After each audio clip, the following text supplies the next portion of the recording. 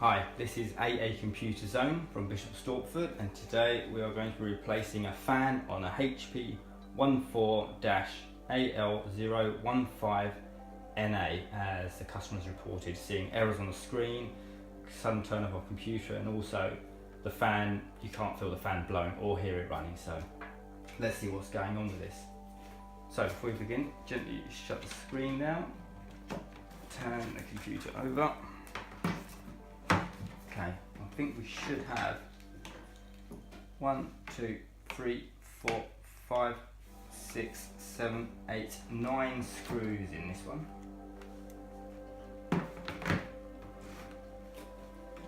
But one's already fallen out, so it's got a broken catch on it. So let's take these out.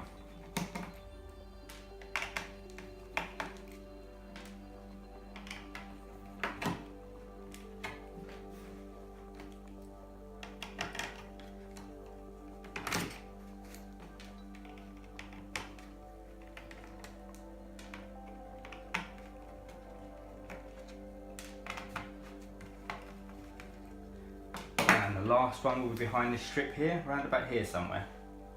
So gently lift the rubber guide, peel it back. There it is. So unscrew and remove that one. See it, there's your last screws. And gently put it back. Right, get yourself a pry tool and pry up from bottom of the keyboard to top of the panel. That's one. 2. Cut the clips on the back of this, you'll hear them pop. That's it. And just a few more on the side. There you go. So lift the back cover off. Just one side. So here we go, inside of this computer. So here we have the main battery. Got the BIOS battery there. Got the card reader, your hard drive, your RAM, your cooling heatsink and your fan. Oh, and there's the Wi-Fi card. Behind this will be the connector to this fan. So before we do anything, take the connector off to the battery, just slide it out. Make sure it's disconnected, always safe. So start by removing the Wi-Fi cables. Just gently lift off, remember which order they go in.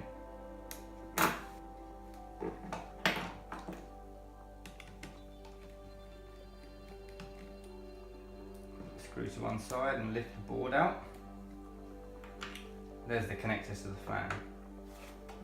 So using a pry tool, just pull that out.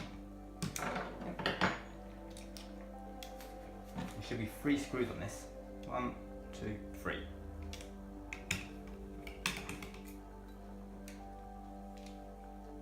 Yeah, you can feel it. The bearings have stuck. I can feel it and hear it grinding, so blowing air onto it won't work.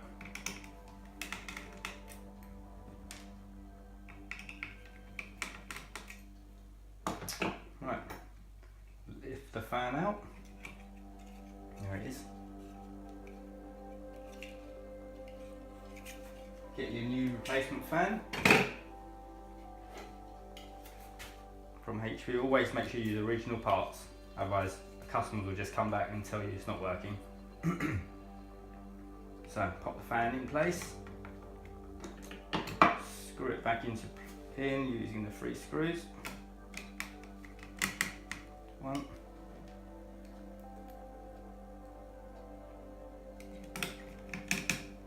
2,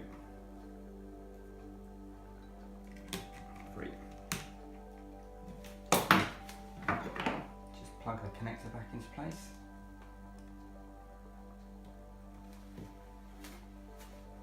Replace the Wi-Fi card.